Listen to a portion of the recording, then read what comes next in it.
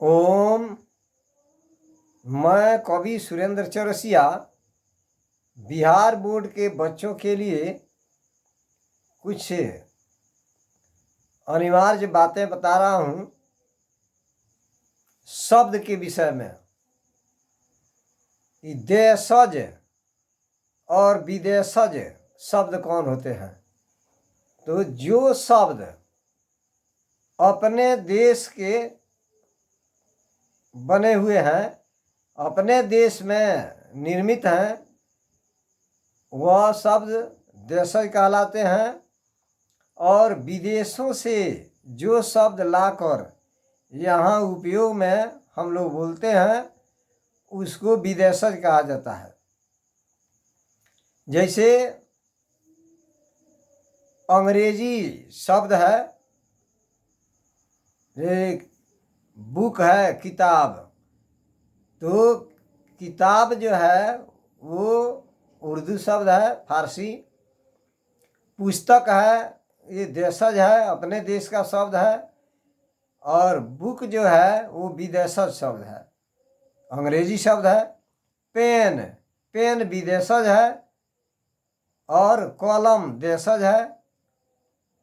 कपड़ा, क्लॉथ, तो क्लॉथ विदेशज है, अंग्रेजी शब्द है। कपड़ा अपने देश का हिंदी शब्द है, वो देशज है। नोज, नाक, तो नोज हो गया अंग्रेजी शब्द, विदेशज है। और नाक हो गया हिंदी देशज शब्द है। तो इस तरह जितने भी शब्द अपने देश में उपयोग किए जाते हैं, अपने देश के बने हुए शब्द हैं, वे देशज कहलाते हैं। और विदेशज जो विदेशी शब्द हैं वो विदेशज कहलाते हैं।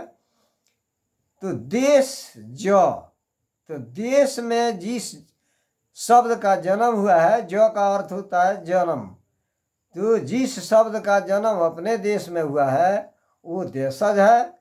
अब विदेश जो, तो विदेश में जिस शब्द का जन्म होता है ना, जन्म हुआ है, तो जो का अर्थ होता है जन्म, तो वह शब्द है विदेशज। उसके बाद है तद्भव तत्सम। तो तद्भव शब्द वे होते हैं जो हिंदी के शब्द होते हैं, वे तद्भव होते हैं जो संस्कृत से निकले हुए हैं।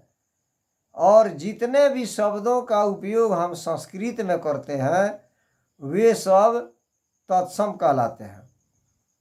जैसे वस्त्र, वस्त्रम, तो वस्त्रम शब्द जो है वह तत्सम है। और कपड़ा जो है वह तद्भव है। उसी तरह पाद का अर्थ होता है पैर, तो पैर शब्द हो गया वो तद्भव हो गया। और पाद शब्द, पाद का अर्थ होता है पैर, वह तत्सम हो गया, संस्कृत का शब्द है। हस्त, हस्त माने हाथ होता है, तो हाथ हो गया तद्भव शब्द और हस्त हो गया तत्सम शब्द।